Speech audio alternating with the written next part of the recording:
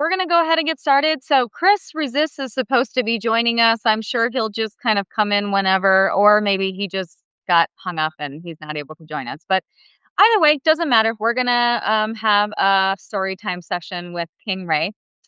So, for those of you who don't know him, I had the honor of meeting with him a while ago and got to know him. We had a kind of a getting to know you session. He has so many amazing stories, and I just love listening to his stories. So, I said, hey, I would love to hop on a live and do some more story time with you and hear about your life and just hear about who you are because you're such an interesting person, and I love that. But he's actually the eldest son of legend Bob Gibson of the St. Louis Cardinals. And he has had an incredible life growing up. I mean, just from, childhood stories to being a teenager to growing up into an adult. He's also a veteran. And I love hearing all of his stories. So if you would please introduce yourself to everybody, and then, I don't know, whatever you wanna talk about, I'm here to listen and all ears. I'm sure I have a lot of questions for you as well, so Yeah. Well, I'm Ray Gibson, otherwise known as KingRayVet on this platform. Um, as she said, I'm the eldest. I'm the firstborn of Bob Gibson and Charlene Gibson. That was my mother. And my life. Okay, I grew up in Omaha, Nebraska, and there weren't any affluent blacks in Omaha except Mhm. my father, Bob Boozer, and other people, I suppose. Did you know Malcolm X was born in Omaha? Yeah, yeah. Yeah.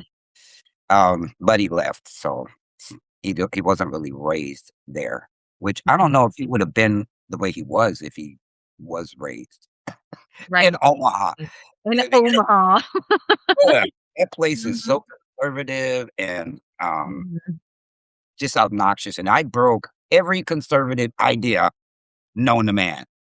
Right. I'm this little black kid riding around on motorcycles and mini bikes and crap like that in the streets of Omaha, getting caught, um, having to have my dad bail me out because he knew affluent people in the police area. And he'd Mhm. get me off and say, stop driving around on the street. Okay, dad. And then I'd do it again the next week. So A terror. uh, I just could not be contained. I mean, they tried to contain me and I just couldn't. I'd slip through their fingers. We had a second home really in St. Louis. I mean, Mhm. we traveled with the team, and the team would buy up either housing subdivisions or, they'd rent them for all of the players of the team. Yeah. And so It's we kinda were like what NASA does, like, all the all, astronauts are, like, in the same neighborhood. yes, Yeah. Do they well, have only when they're working though, because then they Yeah. go home after whatever it is that they do. Then they go back home. So Mhm. my dad would never ever leave Omaha, even though I tried to talk him into it a couple times.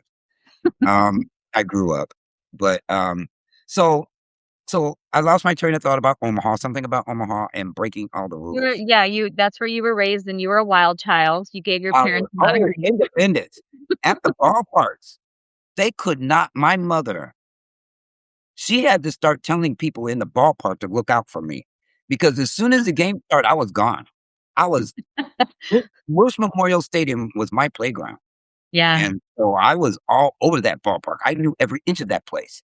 yeah. And they literally send out a search team at the end of the games to come find me because but people would spot me and, they would take me back to my Mhm. mother at the end of the games.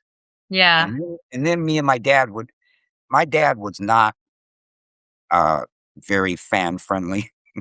It No. just was there was 2 levels you could get off, to go to the garage.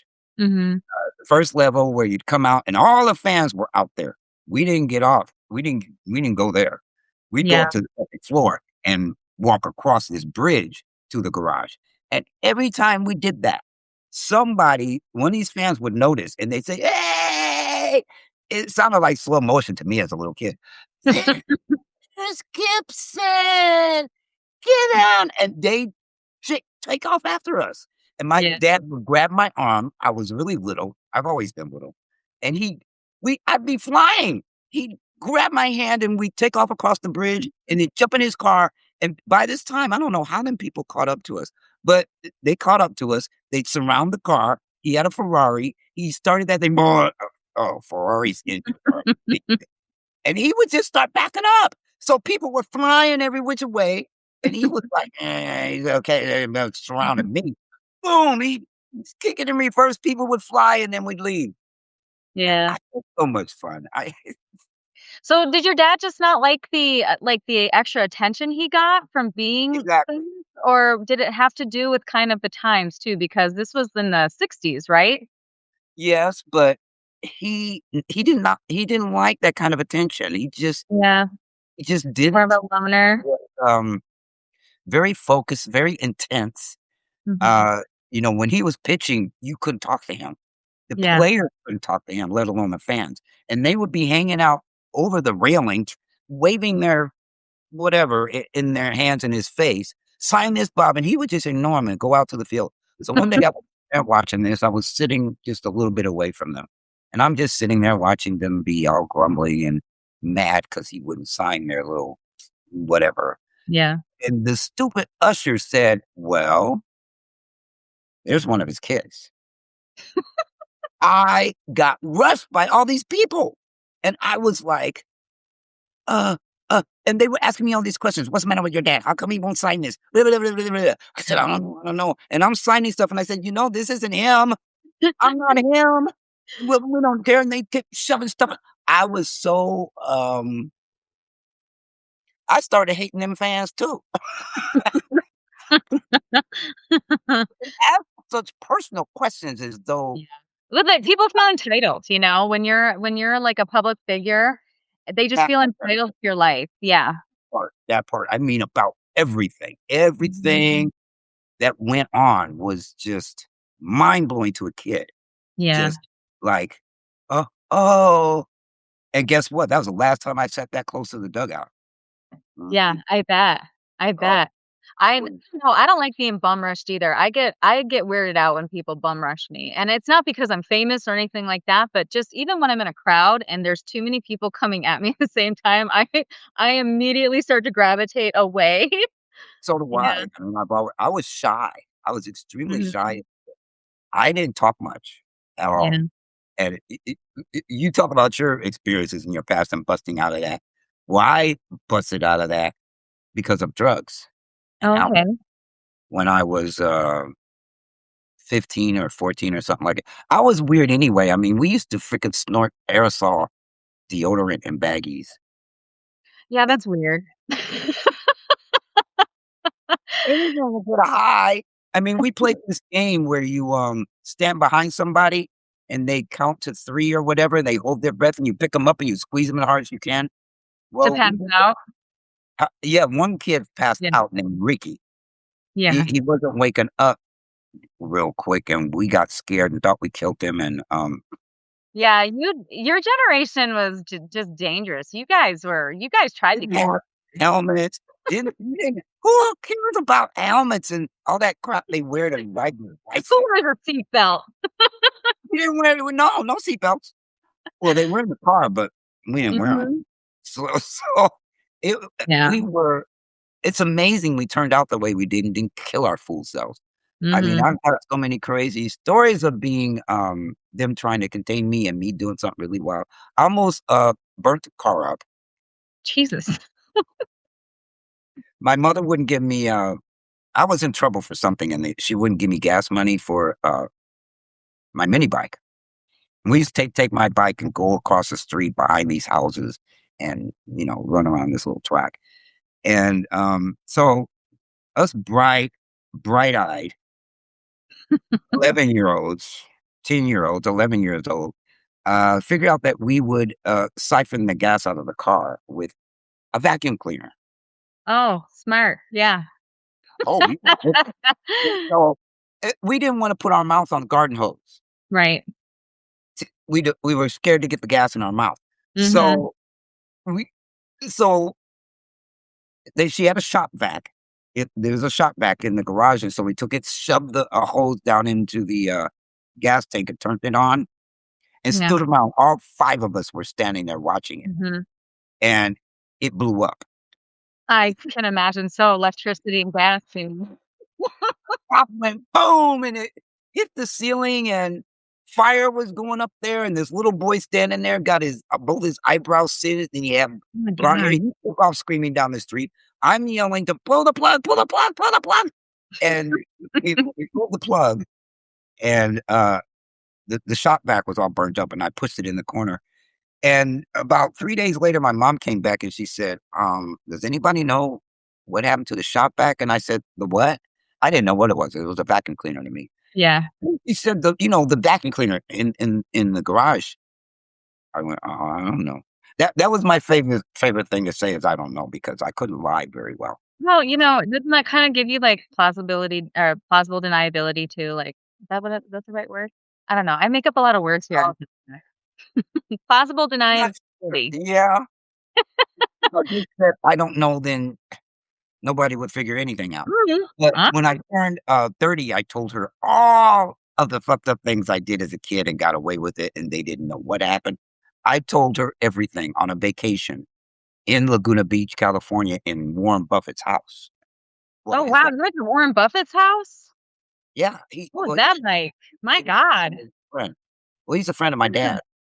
Oh, wow. So, he's from Omaha, he still lives in Omaha, but, Yeah. I grew up with his kids. Now, Warren was a strange man to a kid. Yeah. He never said anything. He'd have these big lavish parties in his house, and he just sat at the head of the table and never said a word. He would just watch everybody else talk. Just an He would ominous. never say anything, and I was side-eyeing him. Yeah. Yeah. And one time I asked Peter was my buddy, his younger son. I said, what's your dad?" He said, "What do you mean?" I said, Does he ever speak?" He said, "Yes, he speaks." And I went, "Oh, well, okay, sorry I asked." Yeah. And Peter and I were weird because we were opposites. He was a musician type, he was an artist type, I was an athlete. Yeah. They had a, um they had a, racquetball court in the basement of their house. Mhm. I would take him down there and whoop his ass, and he'd say, I don't wanna play anymore." I said, "Okay, Man. fine." "Huh?" Man, I don't wanna play "I anymore. don't wanna play you anymore." So then I'd go up and watch him play piano, and I was so bored, I was just sitting there like, but we made it work. I Yeah. mean, Yeah. he had a tape recorder, and he brought it to our house during one of my mom's parties with the aunties and all the cussing that they do, playing spades and all other crap they were playing. Yeah. We snuck the recorder right by the, card table and turned it on and hid down the hall in the, furnace room. And we're sitting there laughing because of what they were cussing and I don't know. And then all of a sudden I heard my mother say, "What's this?" And we looked at each other and like, "Oh." And so she did. She followed the cord into the room and busted open the door, and we were like, "Ah!" And she said, Mhm. "What are you guys up to?" Hmm. I don't "Uh, know. I don't know." "No." Yeah. "Well, give me the tape recorder." Or, "No, give me the cassette." She didn't take the Mhm. recorder. She said, take the cassette out and give it to me." And so we gave it to her and go upstairs. Ah, so we went upstairs and Peter recorded the toilet flushing and I know, kids do my kids do the same thing right now, they just record the weirdest shit. The other day, my son, he's got this, like, little toy phone because I don't let him have real phones yet. I mean, he's 9, he doesn't need a real phone yet. So, I gave him, like, this kind of fake phone that he can at least just take mhm, pictures on and videos, and he came downstairs, and we're watching, a congressional hearing, and he's like, mhm. "Can I record this?" I'm like, "Why would you wanna record this?" And he goes, "I don't know, Oh, it's cool." So he got his phone and he went right up and got right up to the guy's face and started recording, and I'm like, "What is so cool about that? You're weird." what's so cool about recording a toilet Yeah. flushing? I was like, "What No, the hell?" no, but And so I that's had the cool thing about kids though too, is that they think everything is cool. I mean, this is like their first time living that, they've only been on the earth right. 9 years, and it's like everything is new, everything's fun, even though it's stupid to us, we just kinda look at them like, "Okay, I weirdo." know. What okay. I knew my mother thought I was weird because I studied the dictionary. She said, "Wouldn't you like to read a book?" No, I did that too because I "Oh, like did to you?" write, and I hated the same words. I was like, every time I wrote a story, it's he nodded, she nodded, they nod, everyone's fucking nodding, and I was like, "I need a new word for nod." I So, yeah, just I would read the dictionary too because I wanted to know different words, and I would use them in sentences too at, like, 10 years old. I'd say, mhm. one my favorite one was, "Well, isn't that facetious?" Ah, ah, And I thought I was so fan. I gotta love you. You remind me so much of me. I mean, I just and I'm what, 20 years your elder? Something like that? I don't Yeah. know, man. How old are you? I'll be 69 in a month. Okay, well, I'll be 44 in 2 weeks. Yeah, I got you by There's a 20-something. generation there, yeah. But it Yeah. doesn't even matter. Kids are kids. We some of us are Same strange like experience. that, and some of Mhm. us Yeah. are really boring. I mean, I was the type of kid that, "Oh, don't you be, vanilla and boring. I'm gonna figure out a way to push you, I'm gonna get be blood spicy. all over you." Uh-huh. Yeah, I'm gonna be spicy. You know what though? I was kind of the same way too as a kid where I around certain people, I was never I was pretty silent, around like my parents and I kind of minded myself and children are to be seen and not heard. And I was kind of like that, but around my friends, I was the life of the party. Oh, I fixed that. Okay, you want me to be seen and not heard? Fine, I'll act out. And I just yeah, all the time. I was always Mhm. grounded. I was always in trouble, and my sister was even worse. My little sister, I didn't stick around her 'cause she was a snitch. So I would leave her places. Yeah, Seriously. yeah. There was a park across the street, and we'd go over to that. My mother said, "Take your sister with you." I'm like, "Oh, man." So I'd go across the park and I'd say, "Annette, there was this big, structure, looked like a rocket." I'd say, "Go up to the top of that rocket." Nice. And Oh she'd my say, god. "Okay." And she'd start climbing, and I'd take off, right, and leave her there. Mm. And then, of course, she would tell on me. Yeah. But I'd much rather ditch her than her to see what I was doing, Mhm. um, Mhm. by taking her with me. I mean, I was all the way across in another neighborhood, chasing girls. Yeah. I didn't want her running back and telling my "Oh, You're just" tripping my vibe. Yeah. yeah. Yeah. So I did it 3 times she fell for that. Little the s younger siblings, God, they fall for stuff. I know. They're looking up to me, she didn't think I would be that devious to her, but I was. I mean, I would have, nickels and dimes in my hand, Mhm.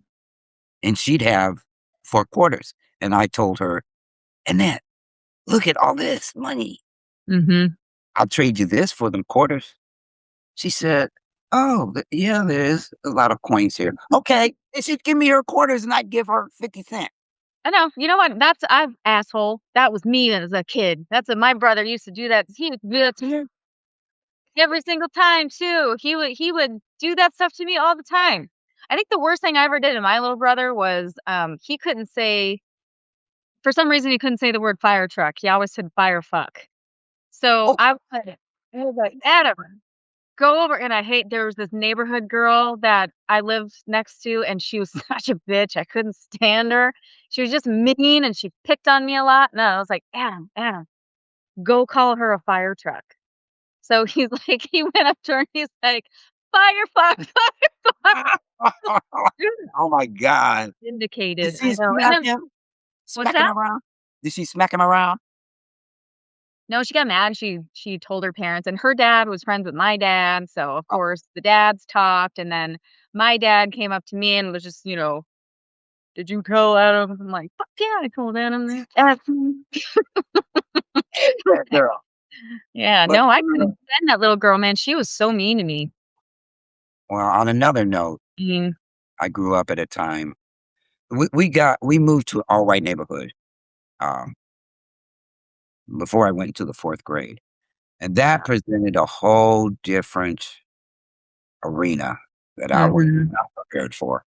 Um, but I learned to blend in.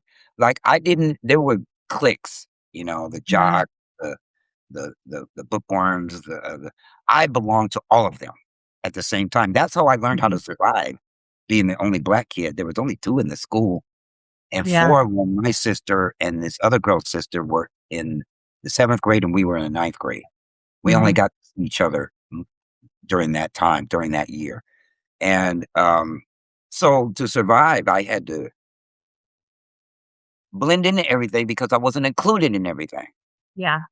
Did you So ever feel like unsafe in some of these groups? Because, we're seeing all these kids right now, these black kids going out with their white friends and not coming home. And, I even with mine and Derek's kids, they're my stepchildren, but I mean, their mom passed away and I'm literally the only mother figure in their life now. So they're my kids. okay. And I worry about them every time. Like every time my daughter who's darker presenting goes out with her group of white friends, like, I'm always on the phone. I'm like this, I'm like, "Where you at now? Where you at now? Turn your location on. Why isn't your location on?" Like, I'm kind of a overbearing mother when it comes to her, and then I don't find myself doing that with my whiter presenting kids because, Yeah, I it's like I feel the world is so fucking dangerous for them right now. it's always been that way. But Yeah, it was different back in my time because they kept tabs on you to begin with. They learned your friends' parents, excuse me, yeah, their parents, but they gave me a lot of leeway. They let me go do things that could have been dangerous. yeah, Um, but I was so independent that they could not harness me that way. yeah, But they did make me tell them where I was going, but then sometimes I'd jump out the window and sneak away. mhm. Um, I expect nothing less. eh, but go to Colorado, I went on a, backpacking trip to the Mhm. Rocky Mountains, and we hiked over the Continental Divide. I was the only black kid there, Yeah, and that did not scare me. What yeah. scared me was the altitude. I Oh, passed at the top of the summit, yeah, passed yeah. out cold, but I wasn't my parents weren't afraid of these people, and I wasn't either for some reason, Mhm. 'cause Was it I like baseball families kids, or was it like school no, kids? oh, school. School kids? Yeah. Yeah, I do a sign a permission slip, and away we went. We took a bus all the Mhm, way from Omaha to Colorado. Well, actually, we went to Wyoming and then mhm. hiked the divide over into Colorado. But Yeah, it I did a lot of I went to, Switzerland when I was, well, whatever, 1974 or 3. No, 74, I believe.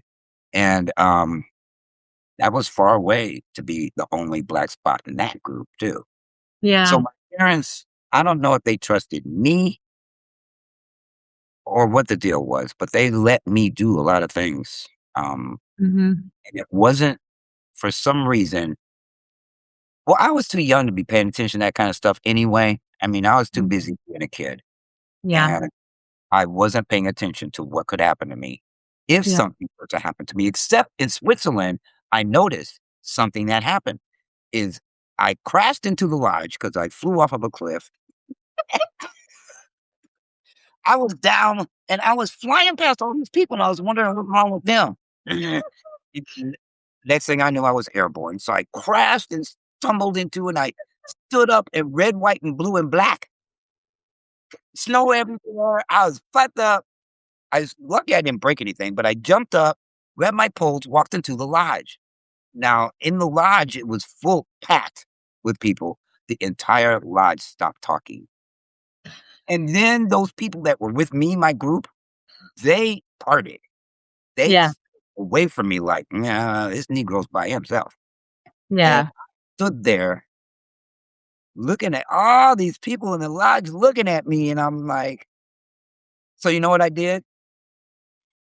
I looked to see if my fly was down, Yeah. and then I stood up and went, "It's up," and the whole place started laughing, and I just went and sat down, and they start talking again, but it was obvious to me that they weren't gonna stick up for me, not Yeah. even not even my group, um, but I was so used to that Mhm. type of thing that it didn't really uh-oh, somebody froze.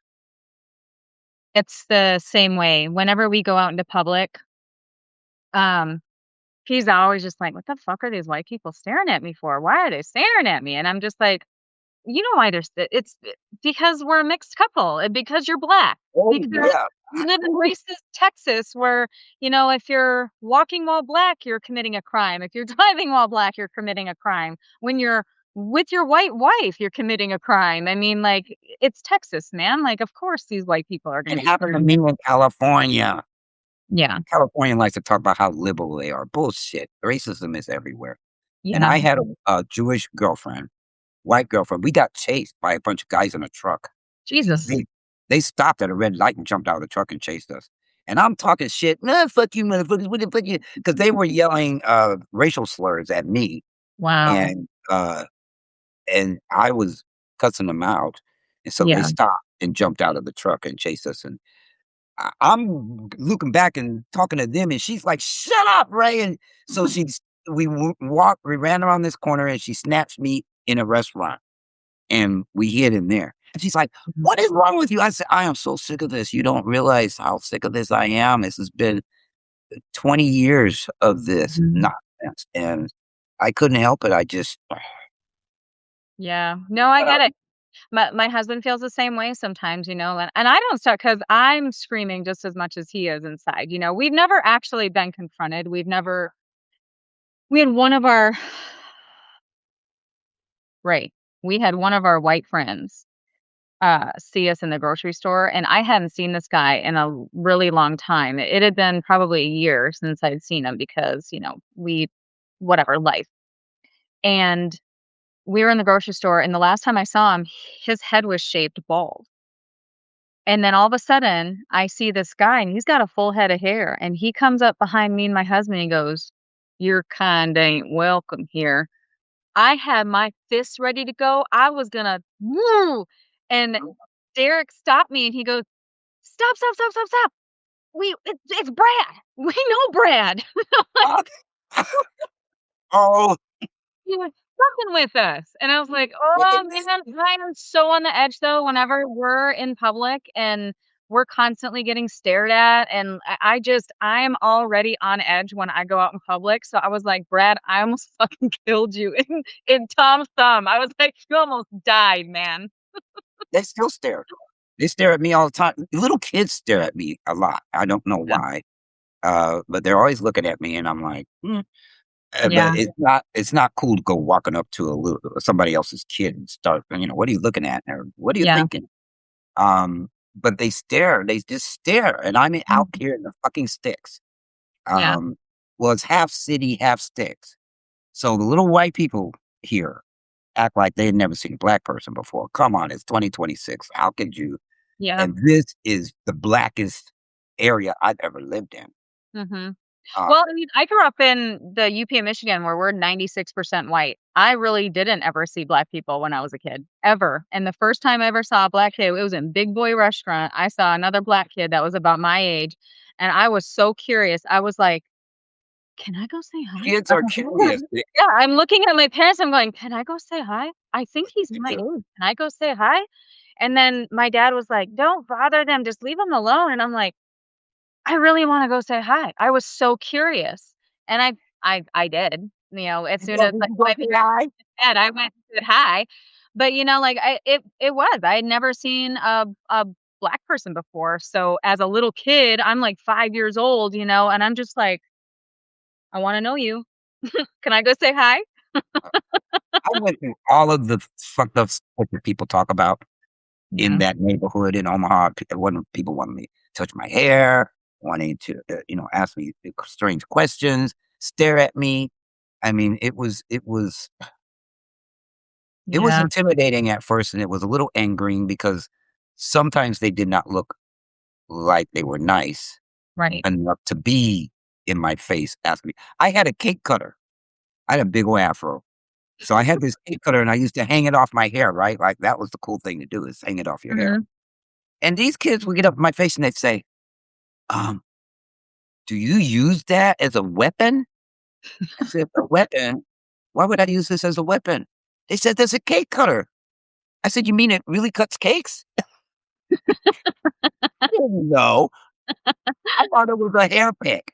So Mhm. but I would get all sorts of weird things like that, people wanting to touch my hair, people wanting to touch my body, just Yeah.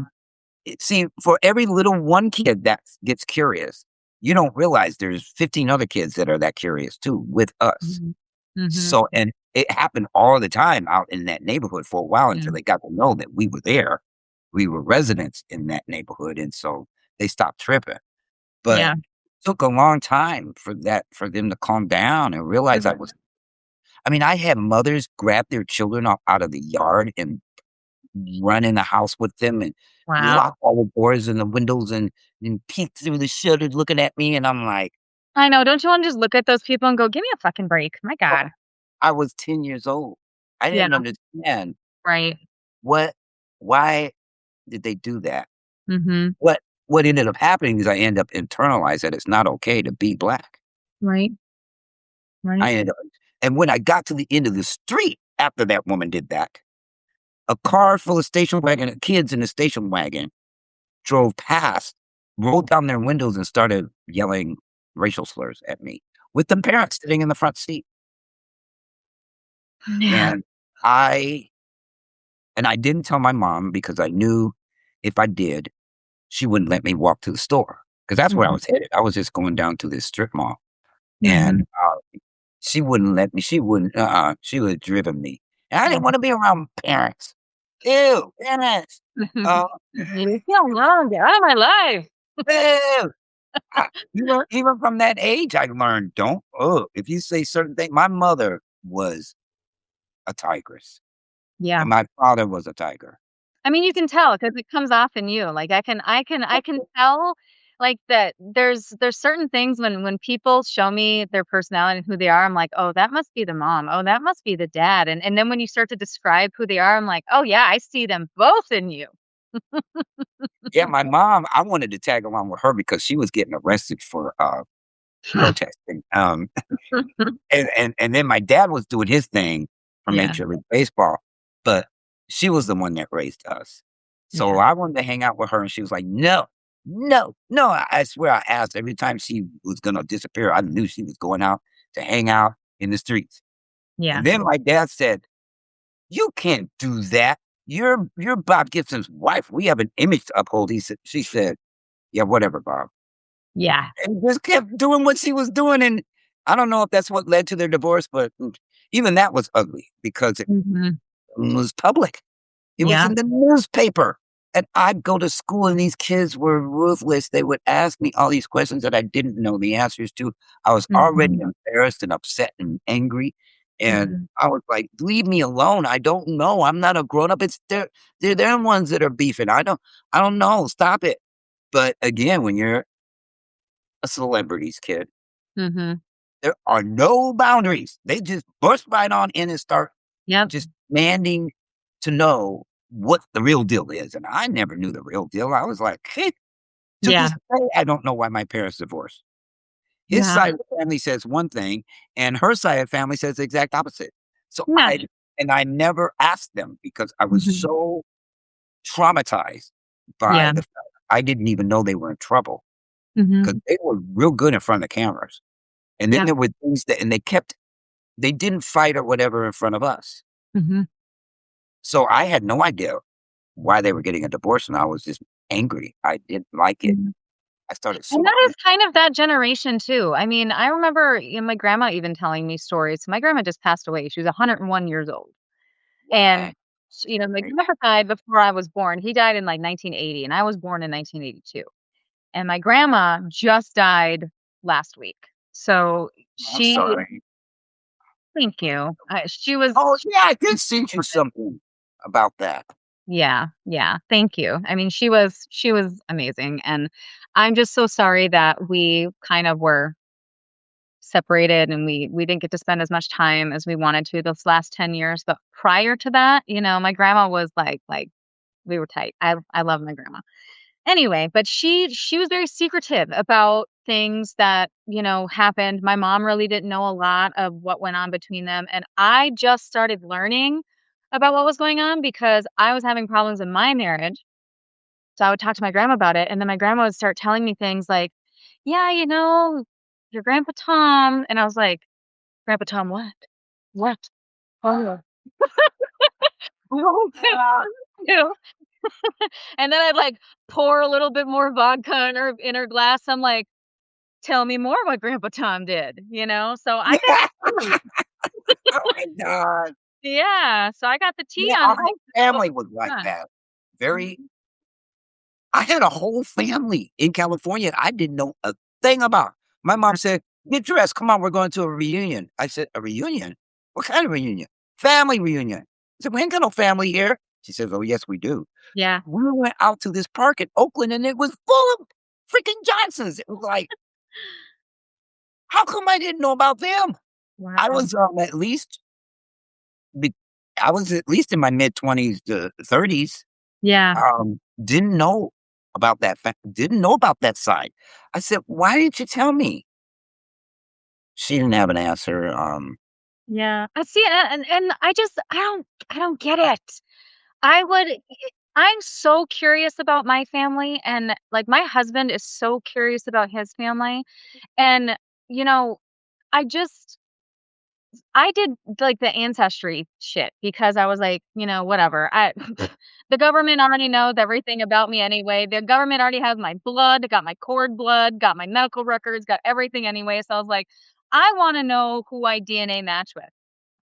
And I DNA matched with this lady who is sorry, not 2. She's like 6 months older than me, and uh, she's got the same name as me, and she's a first cousin, and I've never met her in my life, and I was like, "Who the fuck is this?" So, I reached out to her and I'm like, "Hey, it's showing that you and I are first cousins. Uh, who's your parents?" And she's like, "Well, this is my mom, but I never knew my dad." So I'm like, "Cool." Then I got on the horn with all my other cousins and I'm like, "Hey, Michael, will you take a DNA test? We have a first cousin that we're trying to figure out who the dad is, and it's one of y'all's." uh, 'Cause it's not my sisters, it's one of y'all, so I reached out to my cousins and I asked them to take a DNA test, and it turned out it was Michael's sister, so my Uncle Jeff had a love child wow. that nobody knew about for 40 years, and I found out who she was. I mean, let me just say, I'm giving my family all the reasons to hate me because all their secrets are coming out. So bad. Yeah, but I mean, I but I cousin I thought it was from great. Brooklyn. Yeah, Mm, I loved it. I loved that I had a cousin that I didn't know anything about. I wasn't mad at anybody. She wasn't mad at anybody. Like, no, we were just happy to know each other. yeah. And this was such a secret for so long that I'm like, man, why? I get they have their reasons, but it's like we're all adults now. Tell us the truth, you know? I didn't even know the truth I didn't even know the truth was out there. Yeah. I had a cousin track me down on, Uh, Facebook. I never heard of her at all, yeah. and she happened to be a daughter of one of my dad's cousins, so I guess that made her a second cousin, Yeah. but she tracked me down. I was like, "Where did you come from?" Yeah. I'm Hello. sure there's more of them out there because my dad had we had large families until it hit that generation. Yeah. The well, you know what? I think my dad and my mom were listening to white folks telling you can only have 2 maximum kids because Right. the rest of my family had tons of kids, Yeah. Yeah. and they were my best friends. Then I found out my mother's father was one of 14. I went, Ooh. "Oh, maybe those were all them motherfuckers I met at the, reunion." Um, Yeah. but I didn't know about them, and I didn't know the dynamics. I didn't know the Yeah. beef. I didn't know what was going on, and I don't Mhm. know why parents don't think we might bump into this stuff. Maybe Yeah. they don't. I don't think they think about this stuff and what the kids might go through if you don't tell them what the heck is going on in the family.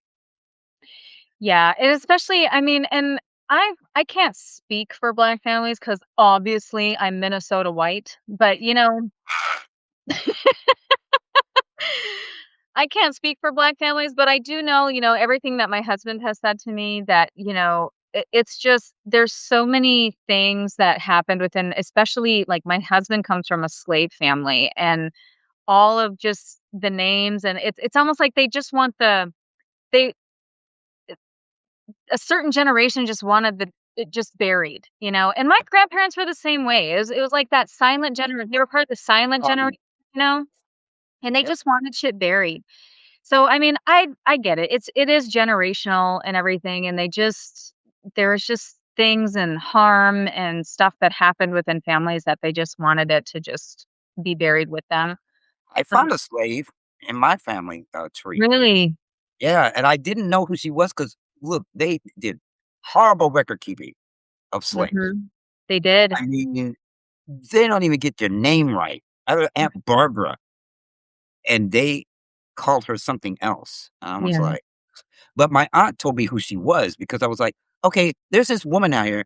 She married a Gibson, Mhm. and who is she? There's no other information about her. There's no Right? maiden name. There's no links to any kind of family. There was nothing. Who is this woman? Mhm. Oh, that was a slave. Wow. Said, really?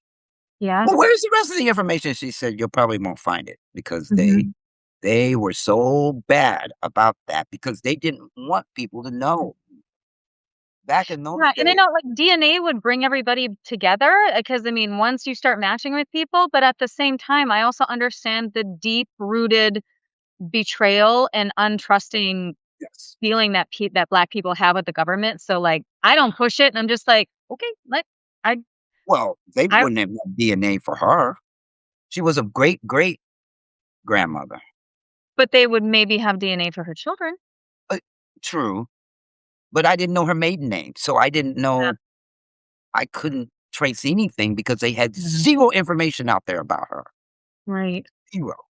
Yeah. Um, And we'd have I to don't keep know. in mind too that, like, slavery was I mean, like, there was still people living that were slaves not too Yes, long ago. I mean, like, this is yes, recent history, you yep, know? and Yeah. this country is so embarrassed about all this bullshit, they wanna bury everything. Mhm. And, They just for one, want we should be embarrassed because what we did was fucking terrible, and and what we they're should still doing is fucking have a terrible. reckoning for that. Yeah, 100%.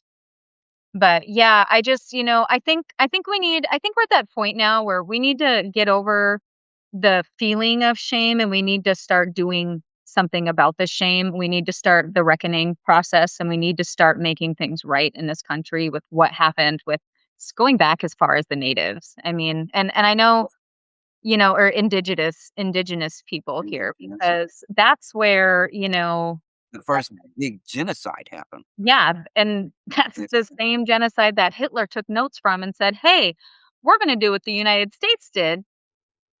they Yeah. didn't take notes. They sent them over here. Mhm. They came here and hobnobbed with the slave owners and the Jim Crow terrorists. They hobnobbed with them and then took that shit and went back and terrorized the Jews. Yeah. Fascism came from racism, people, and I hope everybody in this fucking chat over here knows that. And Mhm. stop thinking that fascism is over here, and racism is over there, so Mhm. you don't have to deal with racism. Bullshit. You don't Mhm. deal with that's the root. That's the root cause Yep. of fascism, Yep. was looking at what these white people here did and then copying them. Yep. And then they put in some extra stuff in there, Mhm. you know, burning them and all that shit that they did over in Germany. But they Mhm. got that from here. Yep. They came here to learn Mhm. these racist fucking ways and then took them back and called it fascism. I don't even know Mhm. where that word came from, fascism. But it was still something that they lifted from white Yeah. Americans. Right, but then, like, where did white Americans come from? White Americans came from Yeah, Europe. So, it's kind of like it's more just it's white supremacy. We're Yeah. all, like America was birthed from white supremacy right from the very beginning. The second we stepped foot on Planet here. Rhode Island, yeah, the second we stepped foot here, it And the we indigenous fucked it up. Yeah, they trusted them yeah, too much. They were up to no good. They were up to stealing and ownership, and mhm, they were not they loathed those, uh, indigenous people and then killed them all. There's yeah, only 8,000,000 left in this country. I know, that's 8,000,000, terrible. I and didn't that realize it was in just 8,000,000. just 8,000,000, and that includes the ones that think they're white. Mhm, There's a bunch of, Native Americans or indigenous who, because they got mixed with white people, they think they're the leaders of the indigenous, yep, race, I guess you could say. But and so they look down on darker skinned natives. Uh, mhm, they look down just like white people. They think they're white, and there's yeah, only 8,000,000 of them. mhm. I know, it's such a sad, disgusting part of our history in this country, and at what point do we say, "Okay, we need to own this, and we need to make this right now. We need to give As reparations. We soon as need to." possible. Yes, I know. I'm trying, Ray, I'm trying, I'm I screaming know at you the are. rooftop. Listen, I've bumped into a bunch of white people on, believe it or not, Facebook, which is the last place I thought I would see them, Yeah, where they're telling the freaking truth mhm, about everything. And I'm like, "Oh, could we be hitting a mark where people stop running from this, mhm, own it so we can change it?" right. Black people Because that's what I say too, I'm like, "Aren't isn't everyone just tired? Aren't we are tired. tired of this? Aren't we just fucking Uh, tired?" listen, privilege is a hell Uh, of a drug, yeah, it is. and Right, it they can is. hide behind that. They can take their little breaks when we don't get no breaks, Mhm, and they're just not they're performative. They don't wanna take no risks for us. That's mm, why we're not out on the street right now, because mhm, we know what'll happen if we go out there. Y'all will mhm, pull out your cell phones and record it. You're not yep, gonna stick up for us. You won't take any risks. yeah, That's why this freaking regime is in power. People in this country won't risk shit anymore, mhm, and used to be like that. Americans used to take risks. White mhm. Americans took risks, but they won't take risks for people that don't look like them. Yeah, it's gonna have to affect them in order to get them That's out there, and and well, fascism may do exactly that. In fact, I this really think it that a is. lot of these people are seeing, "Oh, hell, we can be oppressed too." Mhm. And, Yeah, "Ooh, we don't like this." But I have a mhm. feeling those very people who don't like it, if it got in their face and knocked on their door, they'd capitulate.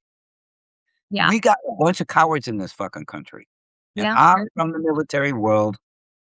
I've never seen so many punk ass motherfuckers. yeah, I know, my husband calls them gravy seals. Yeah, they run their mouths, run their mouths. But the Yeah, minute you call on them and say, show up here, this time, this place, show up here for us." mhm, "Oh, I think I gotta go, put the meatloaf in the refrigerator." I mean, yeah. Well, that's why I said on Substack the other day, I was sitting there watching Pete Hegseth, and I that was watching that fucking hearing that he was doing, and I was like, "You know what?" I got on my phone I was like, "Yes, I will fight Pete Hegseth, and yes, I will win, period." Because well, I'm looking at him and I'm going, "You soft ass. Oh my god." oh, yeah, He I'm thinks he's doing it. like alpha male, like he's the pinnacle of Oh, maleness. oh, you're in trouble if he's the pinnacle. Shit, I'm more man than he is, and I'm not even well, I can get into that right now, but look, it's all of them. I wish I was 30 years younger. I swear Yeah, to God, I would start something to go start removing those people. yeah, And, but I have mobility issues, and so I can't run around in the streets anymore. Even though I was part of the '80s movement, mhm, I was affected by everything I saw in the '60s, yeah, everything. And when I became an adult, I was looking for a fight somewhere. right, I was protesting in the Bay Area. I was Mhm, protesting on behalf of the LGB. I was mhm, protesting on behalf of Black people. mhm. I was just and I did that and did my work too. I wasn't afraid to risk my job. Yeah, I risked my job in the military yep. to ask for something that the way that I did it got me in trouble. But, No, you don't say. but Yeah. it was like, I'm glad I was raised without the internet Mhm. and then I was raised watching the '60s. But it's frustrating because people don't have that kind of chutzpah anymore. Oh, by the way, I grew up in a Jewish neighborhood. Yeah, yeah. Carrie, sometimes, I've noticed even in the chat, sometimes people are just listening. Sometimes it's like they're listening on the way home from work or they're cooking dinner or they're doing something and they're just listening. So, yeah, and I'm really terrible Everything is at happening. engaging in the chat as well because my ADHD brain, it's like I'm trying to focus on what Ray is saying and then I look over at the chat and I'm like, "Shit, what I miss? What am I saying?" And I want to make sure that I'm paying attention to my guests. So, I am really sorry if I'm not answering a lot of people in the Anything. chat. But I do wanna go back up really quick because there was somebody right in the beginning that I thought, you would want to know about. So Ginger said, "From St. Louis, love Bob Gibson. I went to his retirement party." Oh, wow. Yeah. Yeah. When he retired, where was I? Uh, I don't know where I was. I wasn't unless it was in our house, I wasn't allowed to go anyway because I was a minor. I was I was a minor when he retired. Yeah. So, Yeah. I think I was 16 or 17. Yeah. And then Carrie said, "Oh my god, your mom must have been beside herself, my dear child." Uh, I think it was because we were talking about how uh, much shit you gave him and all the trouble you got into. oh, I fucked her car up really bad. I Yeah, I ran and then into a mailbox and yeah, and she also said your dad was revered. He was considered a class act that didn't need he was acknowledgement. Yeah. he was Yeah. a class It sounds act. like, I mean, it sounds like your dad was and I can see it in you as well, even when, just, like, you can tell that I can tell the things that you've gotten from your dad, the personality traits that kind of you've absorbed from your dad, and then I can tell that, like, I can hear and see your mom in you, just the way that you are, like, feisty and, like, your mom was out in the streets protesting, and I can see that in you, and she had empathy, and I can see that in you, and I don't know. I think that's why it's almost like we're kind of talking you said your mom's name was Christine? No, Charlie. Charlotte, okay, sorry. Charlie. Um, Charlene, okay.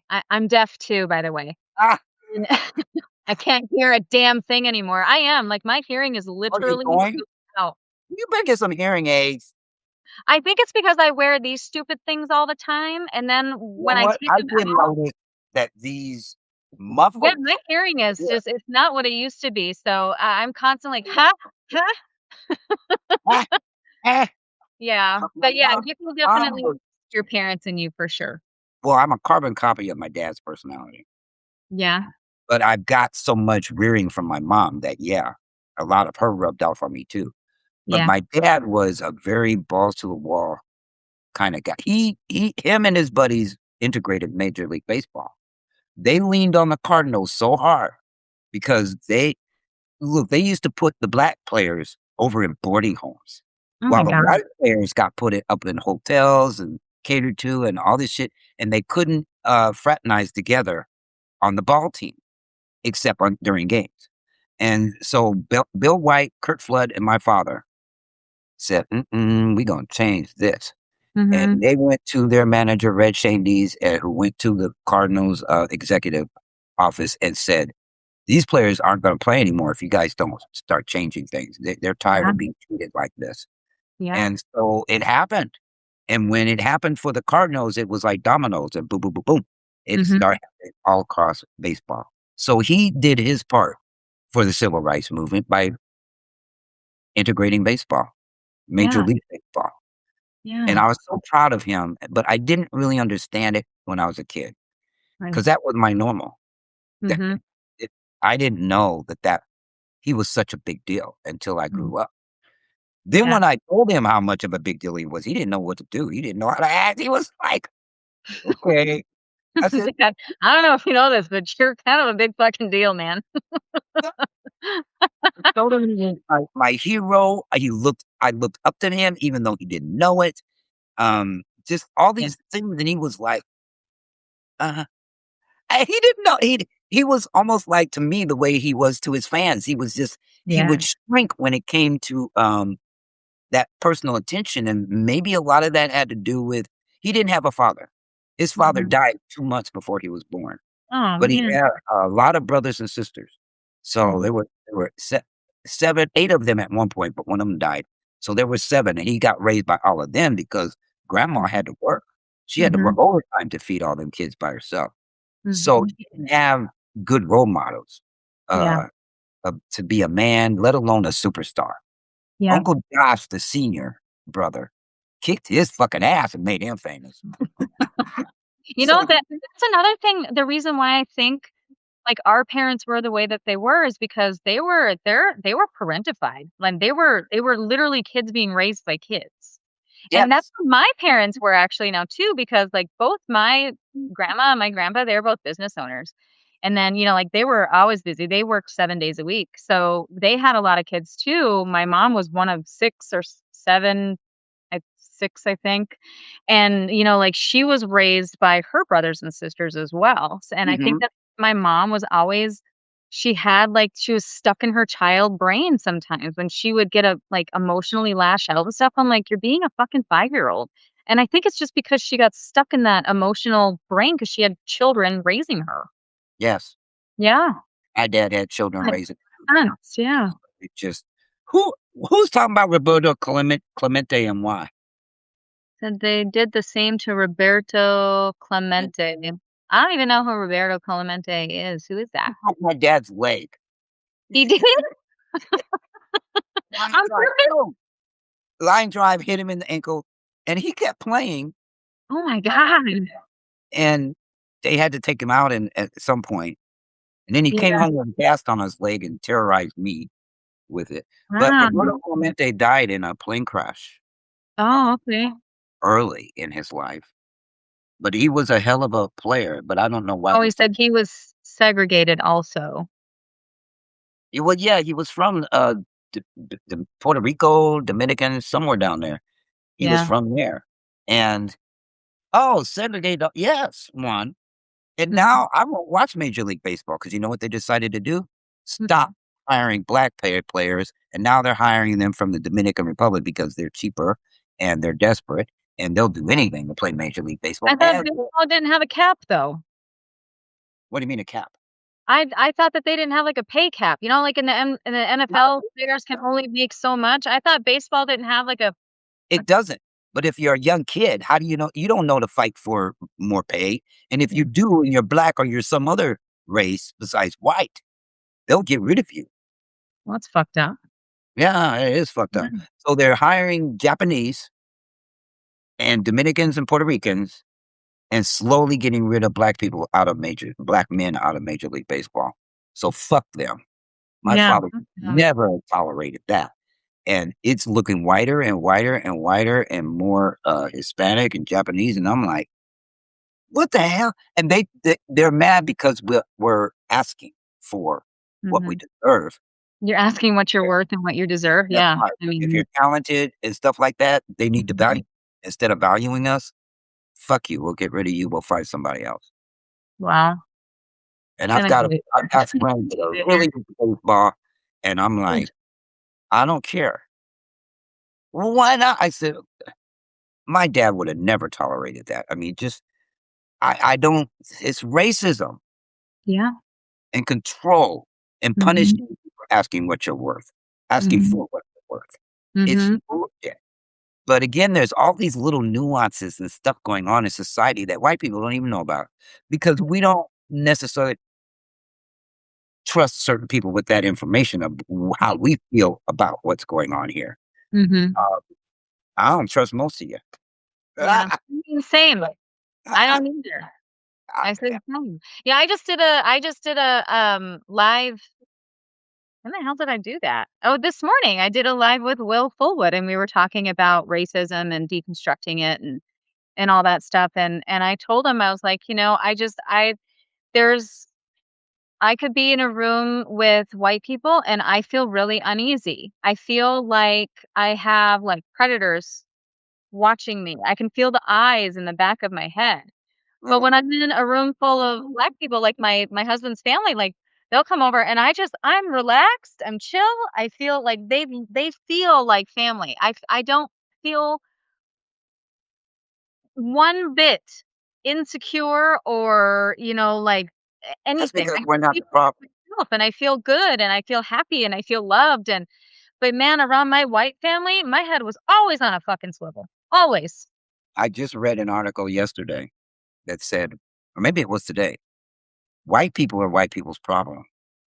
That's the Yes. first time I've ever seen that, and I Yeah. thought about it, I thought and they're steady thinking it's everybody else, Mhm. but it's not everybody else. It's Yeah. them against them. Because if you Mhm. try to step away from them, they get really mad at other white people for doing that Mhm. and call y'all all sorts of names and try to belittle you and shame you and Mhm. all sorts of things to get away from their mindset. Mhm. And it's like, we don't have that in the Black community. Yeah. If we hadn't been drug here the way we were and as angry about that as we are, we're a peaceful, loving people. Even in Mhm. Africa, as long as tribes didn't fight with each other in their own communities, it was peace. Yeah. Um, and now, because they got colonized, Yeah. It is colonization, and that's why, it's funny because, I don't know, I got in a argument with one of my cousins one time, and I'm just like, "You fucking colonizer," and just got pissed. But, like, it's one of those things where colonization has really, um I don't know how to explain this well, but when white people came over here to when they immigrated over here to help build America or whatever, there was certain white people that had to give a lot of things up. They had to give up their language, they had to give up their culture, they weren't allowed to speak their mother tongue, they weren't allowed to practice their own religion. They had to conform to whiteness. They but had what do you to mean they help It was build? the Naturalization Act of, I think 1790 Naturalization Act, but it particularly says whiteness in it. To be considered a white person, this is what you had to do. You had to give shit up. And for me, like, I'm 75% French. I'm as white can be.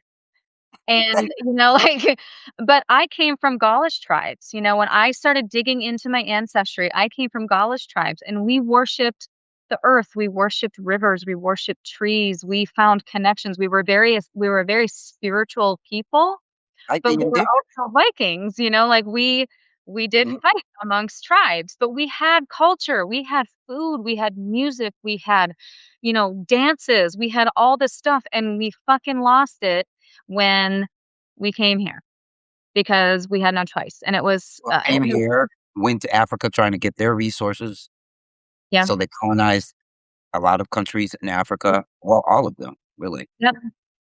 But what do you mean when they came here to build this place? They didn't build shit, we did. Well, We no, built when they this came here to populate it, sorry, my bad. When they came which here to populate it, yeah, ugh, I'm like, "Oh, the things we get for building this economy that white people mhm, enjoy today pisses me off yeah, because we're the ones who built it. That yeah, y'all some lazy motherfuckers, to be honest, and I've worked with plenty of them. And we had this guy that used to come to work and put his feet up on the desk, newspaper over him, sleeping on the job. Guess what would happen to me if I had tried that crap? yeah, But he was lazy, he couldn't do his job at all. They mhm, finally got rid of him, and you know what? I ran into him. He got promoted to his level of incompetency somewhere else, and I ran into him somewhere else. And I was like, "You're still working here?" I he's like, "Yeah, I'm a supervisor now." I'm like, "Oh god." yeah, But it's like even when it comes to what's going on in this country, mhm, when is the laziness well, maybe the laziness will never leave. But there's people like you and people but you're so sparse compared Yeah. to the numbers of Oh, people. I know. Believe me, I know. I mean, I can't even tell you how many arguments I got into when we had student loan forgiveness, and I was one of Uh-huh. those that got because I was in education and did my service years or whatever, and I think I had, like, $8,000 left on my loan of, What? like, $65,000 that I had to spend down. And, I had, like, $8,000 left on my loan, and I was one of those people that got student loan forgiveness, and the grief I got from other white people saying how, like, "I didn't have, that. Why should you have your loan forgiven when I didn't have my loan forgiven?" And I'm like, "Bitch, shut the fuck up. Such a Seriously. Stay with your jealous little PPO asshole. loan, okay? With your PPO loan that you got Yep. forgiven. Like, miss me with it." Uh-uh. There's Yeah, this I know. jealousy streak It running is like a jealousy. through. It's really weird and stupid, and I see it even a lot, even with white people with the Black community, they get pissed off when they Oh, don't get invited to the barbecue, and they get pissed off when, they're not invited here, and they're not part of this, and they're not part of that, and it's like I know. I had a business that I started and it was black only, and I put it on Fuckerbook. And I would not let white people in there because we have a bad habit of putting it down when we're around white people. I seen it on Substack. I see it on Substack. Uh, Mhm, being trying to be small in order not to scare y'all, so y'all have invite us to seat at the table. I don't give a flying fuck if people like my style or not. Either mhm, they see something in me and call me a mom, but I'm not gonna shrink myself down just to so I wouldn't let them in there. Oh, they cussed me out. They was like and I put it in the description, this for black people only. mhm. And they were so mad that they couldn't sit there and do their little, uh, control thing. That's what happens when they come into our spaces, is all of a Yeah. sudden they wanna control shit, they wanna run shit, they wanna be in charge of things. So, nah, if you don't come in here to learn, bye-bye. So I Mhm. wouldn't let them in there, and I got cussed out at least once a week.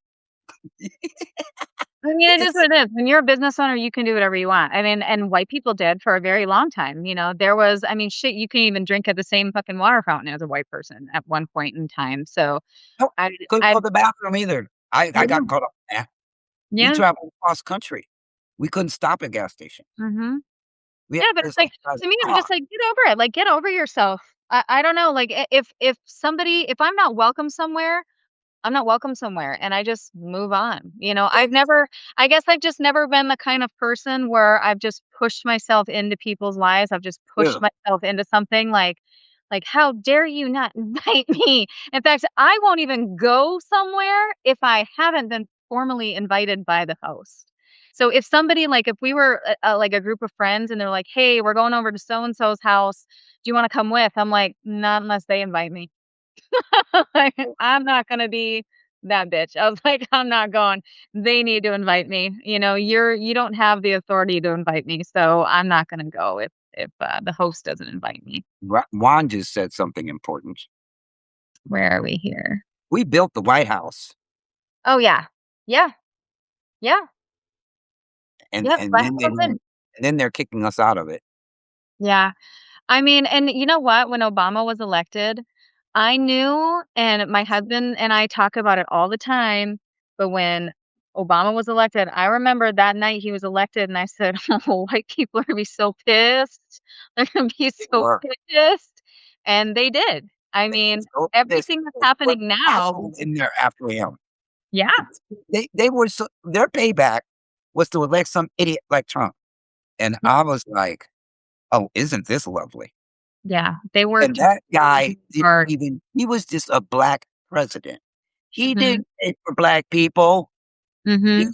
he took the tactic of caping for everybody, so Mhm. he could stay alive. I mean, come on. They If he had caped for us, they would have assassinated him the first 6 months. Yep. Yep. So, and a lot of people that are upset with him for um, not doing more in that area, being pro-black or whatever it is. I Yeah. understand why he didn't. I was in that position all my childhood. And when you're by yourself, nah, you don't try to step out of line and get yourself killed. Mhm. So, I had to play it really cool. Yeah. I was a part of everybody because if I wasn't, they'd all hate me. Mhm. That is what Obama did, and Yeah. he's just not the activist that they think he was. He was a politician. He played the game. Yeah. He When did you play the go high, I go low. I said, "That's okay, brother. You can go high, and I'll go Mhm. low and bust their kneecaps Yeah, open. I'll go low for you, man. Oh, give 'em an uppercut, punch them in the nuts, and just Mhm. watch me cave." And then I said, Yeah. "I ain't going high." "Oh, Yeah. no, you can do that over there. I'll give you autonomy. Just don't try to recruit me into however you're thinking. That's fine." Mhm.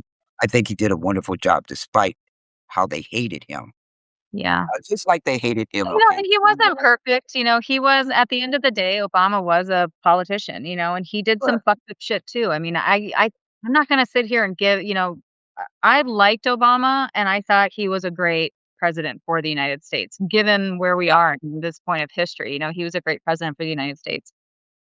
There was a lot of, people had money in their pockets, and people were I the want him. racism wasn't as prevalent as it is now. Like, now it's everybody's got just I think Racist Trump just, trolls running Trump all just gives over. every racist in the country permission to be their worst. I'm So, but, surprised he's not in here in the chat. But yeah, in but yeah, bigger people, oh my God, their lives are full of these assholes. This yeah, asshole that was in the live earlier kept calling Jasmine Crockett a nigger. I know, I was in it. I posted something about it Oh, because were you in there? yeah, and I told everybody we should go to his page and tell Reporting them? him, how we feel about him. But yeah, Yeah, it was so distracting because here I'm trying to listen to Jasmine Crockett, and this guy was just I mean, every calling third her. comment. He was calling Yes, her stupid. He was I know. calling. I was like, Like, get a uh, life, man. Oh my god, the is that all you do problem is is sit if at you home block and them, they still show up in your lives. yeah. If you block them. I think that's Mhm. a horrible feature of Substack. If you Yeah, block somebody, you shouldn't see them in the chat I at all. agree. I But, agree. they ain't listening to us. I've been complaining about that for 6 months to a year, Mhm. and they're not listening. They do I think they like it. I think they think it's driving something up. It is because they're all about money. So, corporations right now, they've got personhood because of a clerical error from back in the railroad days.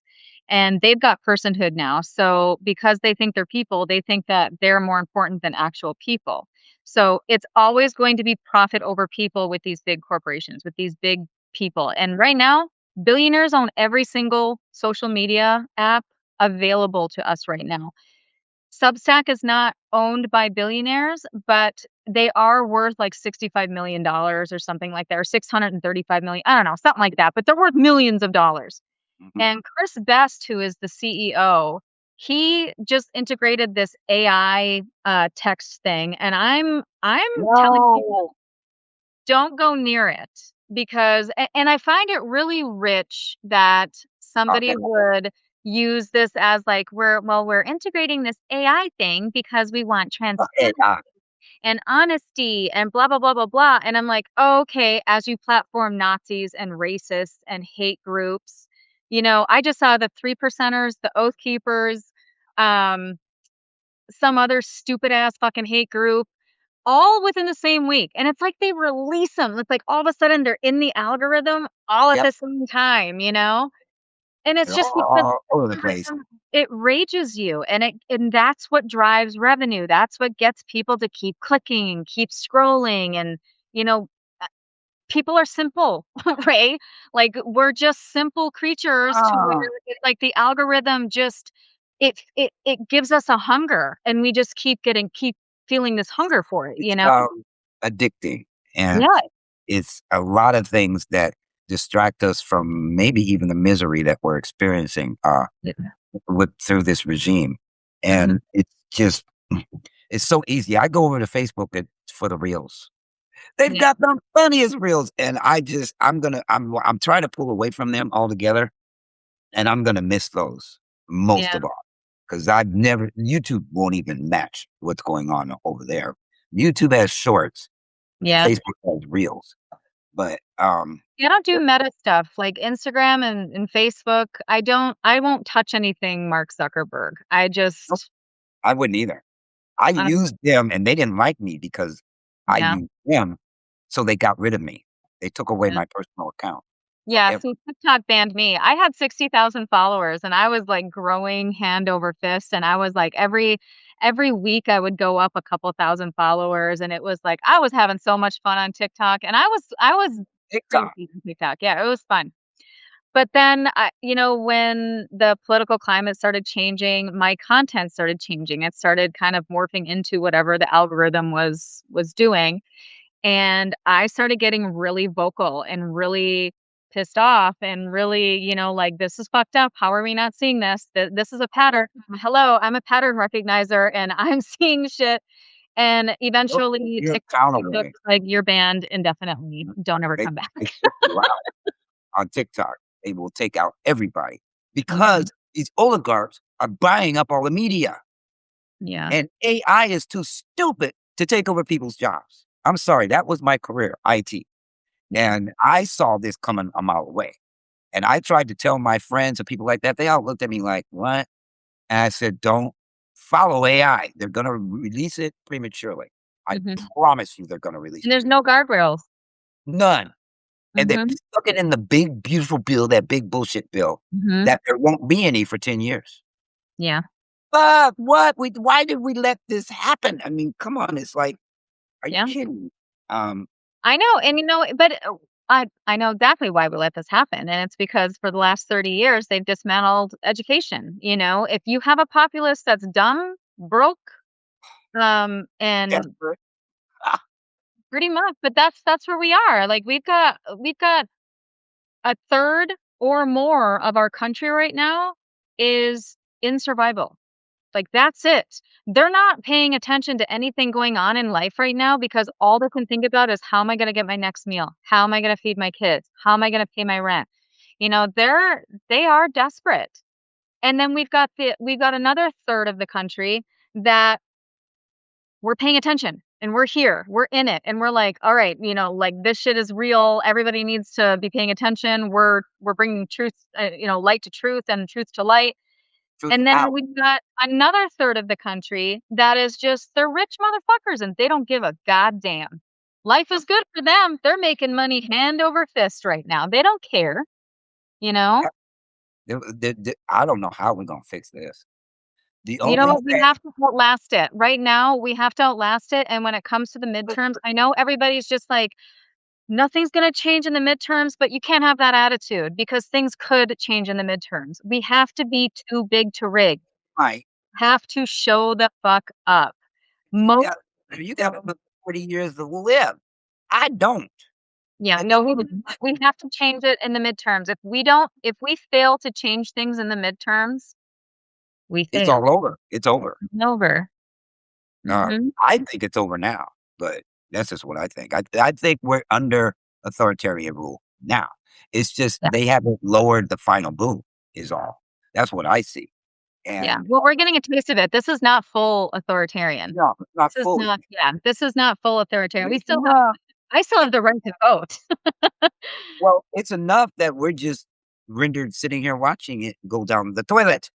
And Yeah, we're all on the Titanic with the ship. yeah. And so we can't everybody's going, but what do I do? But what do I do? But what do I do? But what do I do?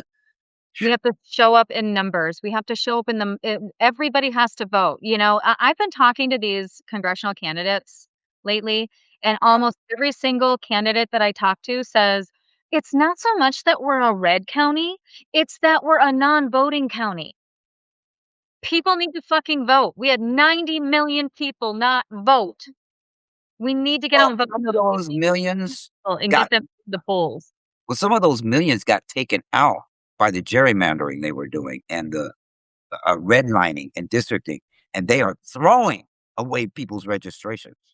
Yeah, so they gotta re-register. Like, we have to pre-plan. You gotta pre-register, you gotta make a plan. If your polling station is 2 hours away because these motherfuckers went and gerrymandered you out of your normal polling station, make a plan. Get a group full of people in a car and make it a day, get a hotel room, whatever.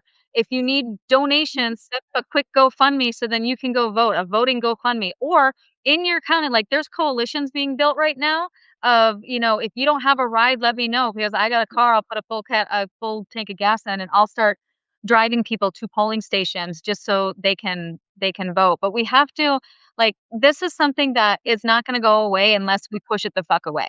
You don't have to tell me to vote. I've been voting since I was 18. I know, But I know. I'm the, talking to I'm uh, talking to everyone else. the progress the progressive ain't telling me anything that is exciting me because they're still avoiding racism.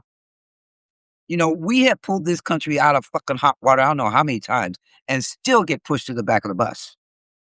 Mhm, That pisses me off. It's like, what? We're always told to wait. Wait for what? mhm, So you can take care of all of your white people, and then if you have time and anything left over, you'll give it to fuck your crumbs. mhm, I'm like, I'm so ugh. Even if we go blue during midterms, are they gonna hold this shit show accountable? I yeah. don't know. Well, if so right now the Democrats are split. There's a big tent, and right now we've got our donor Dems, which are the ones that are taking big PAC money. They're the ones that are taking APAC money. They're the ones that are taking dark money. They're basically beholden to billionaires. They're beholden to their big money, their donors. And then there's the Democratic Socialists of America and the progressives. So progressive grassroots are only taking money from people.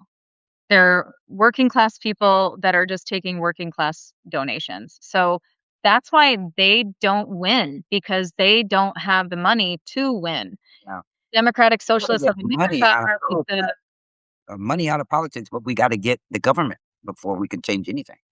We got to get this we gotta place get in back. there first. We gotta gain control back first. And I'm telling you right now, if we vote for the establishment Democrat, the Ugh, person that's taking the PAC money and the donor money, not a goddamn thing is gonna change. nope. Not gonna do anything for people. It's the flip side of the same coin. Mhm. They, to me, are just as bad as Yes, they the are. They're just a as bad as the Republican. Republicans. Yeah. It's like they're lying about who their party really is. Yeah, well, they are. And then, the Democrats at one point there's a lot of racism in the Democratic Party. No Tons of it. kidding. Be the People KKK. think Yeah. people think there isn't, but Yeah. there's a lot of it. Racism is not partisan issue. Yeah. It's like sexual assault is not. Mhm. A, it doesn't matter whether you're independent, Republican, Democratic. That has nothing to do with politics. Yeah. It's a sickness and it's a control game and it's a whole bunch of other shit that has nothing to do with politics. So Agreed. I we gotta get some people in there that have a conscience. Mhm. Well, Because and, like, right now, like I said, the Socialists of America and the progressive grassroots right now, we're seeing a lot of people, a lot of Black people, a lot of Hispanic people, and a lot of women, and a lot of educators that are running right now. This is these are the kind of people that we want in politics. Yes, politics are gonna be politics, but we gotta get these donor Dems the fuck away from us. We oh gotta yeah, get these Republicans the fuck away from us. yep, So, anybody on your ticket that is progressive grassroots or Democratic socialist, that's who I am saying vote for. If you don't have a Democratic socialist or a progressive grassroots, then just vote for the fucking donor Dem, vote blue, whatever. But I don't know. We've first we have to gain back control. I do agree with that. We have to get the Republicans and the donor Dems the fuck away from us. yep. Gotta get money out, and then we got changing laws. Money out, get them out. But I also believe that if we don't start a revolution to back up what we're doing, That we're too. sitting ducks Yeah, because these politicians, I don't trust none of them. yeah. Well, you I'm not can Democrat. I'm not the thing is Republican. Trump I'm not. Party. Well, I'm not in any party. I'm just black. That's my party, Mhm. and I vote for who's going to move stuff forward. So it's if it's progressives, fine. If it's somebody else, fine. But I don't trust none of them. They've never done us right. Well, you know what? When we're done with this call, I want you to DM me your district. I want to know what your district is, and I'm going to do some digging, and I'm going to see who the best candidate is for your district, and I'll Well, reach I out. already know. I already Oh, know. who is it?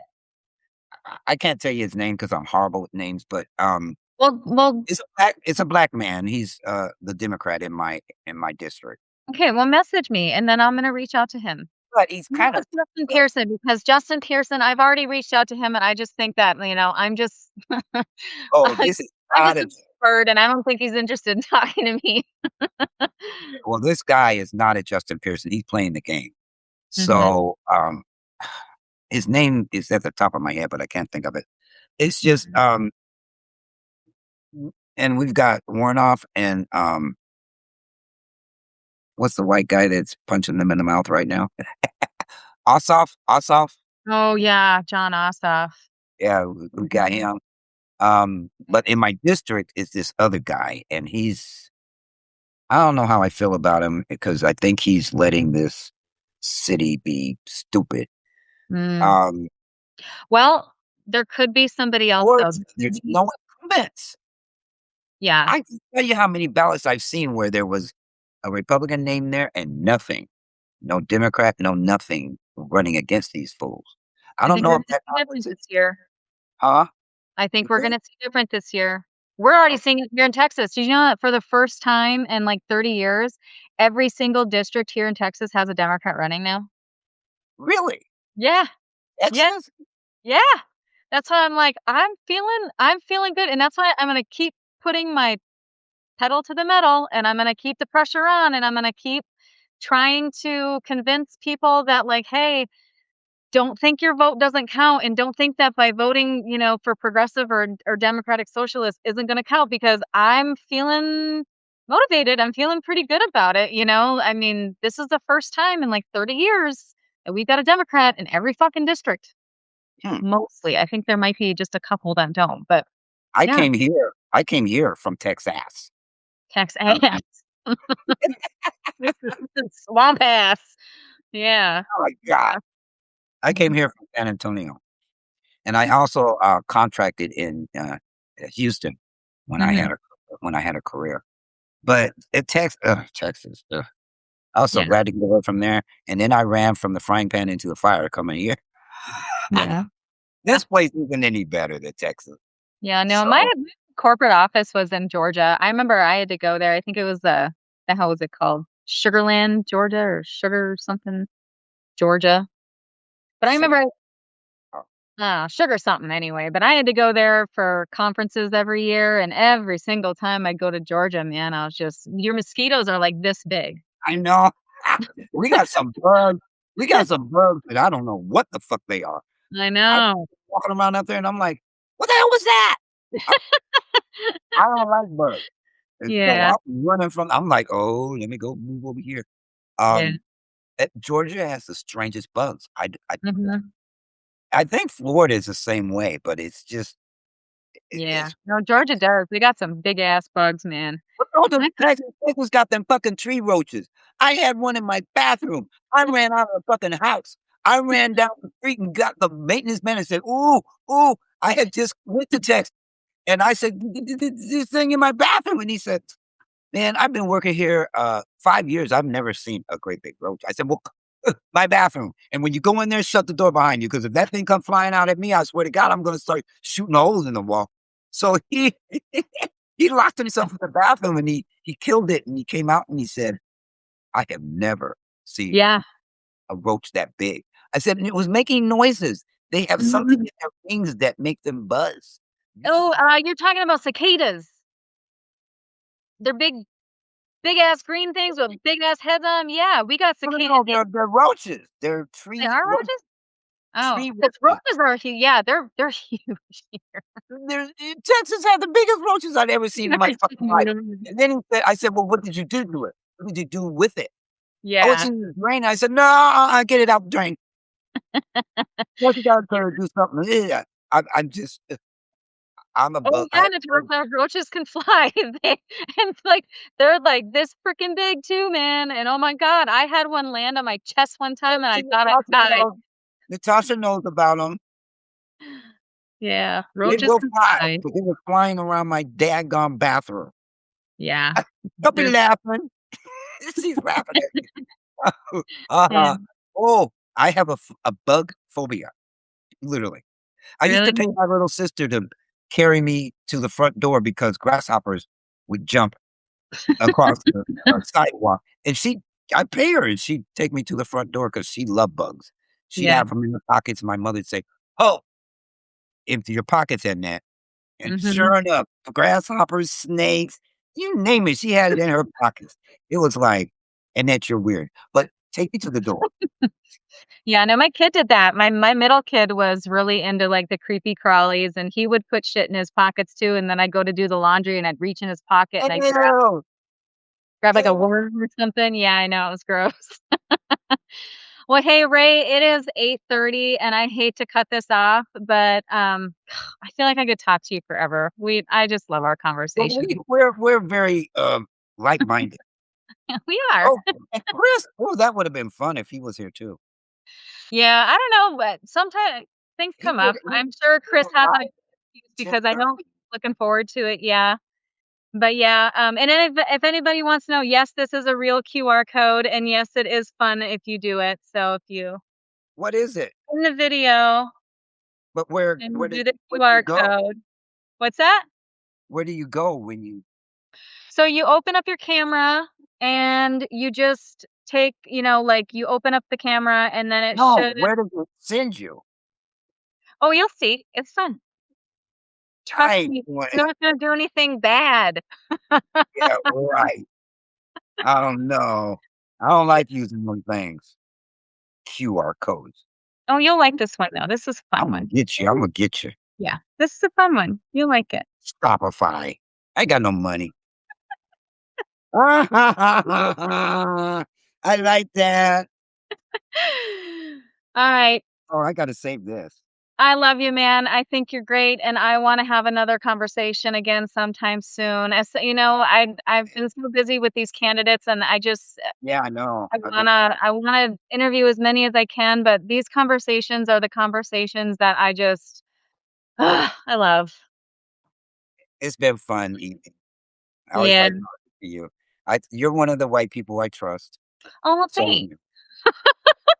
I do, right? And that's not I don't say that lightly. Yeah. And Carrie D, I don't know if she's Carrie D, she's my buddy. Yeah. Yeah, we talk a lot, privately, but, Good. he was the Good. one that would say, "Where's everybody? How come nobody else is talking in here?" He's balls Yeah. to the wall. But anyway, it's been a blessing. Thank you for having me One of on. the good ones. Thorn just said, "One of the good ones." Who said that? Oh, I'm gonna get that on a T-shirt. I'm one of the good ones, everybody. yeah, you need to put that you need to put that on your T-shirt. On a QR code. Yeah, on a QR. Put I'm one of the good ones to put the one you just I'm not gonna tell anybody. I'm not gonna break the surprise. All right. Well, I love you, man. Thanks so much for coming on tonight, and, we'll do this again for sure, for sure. Okay. All Yeah, right. stop being so damn busy. You're gonna burn out. I'm already burnt out. Like I said, I don't even know if I'm coming or going anymore. I'm just like, "Tell me where to go, and I'm here with a smile on because 'cause I'm a little bit batshit at this point. I'm starting to go crazy. Everybody, thank you so much for joining us. The conversations were great. I loved the stories. I loved being able to reminisce and just laugh. Life is so heavy right now, and just to be able to laugh felt so great tonight, and Don't lose your sense of thank humor. you. That's when you fall into depression. So, Yeah. Yeah, been there, done that. absolutely, absolutely. All right. Alright, everybody, we will see you. Have a great night, and we'll see you until the next time. Bye-bye.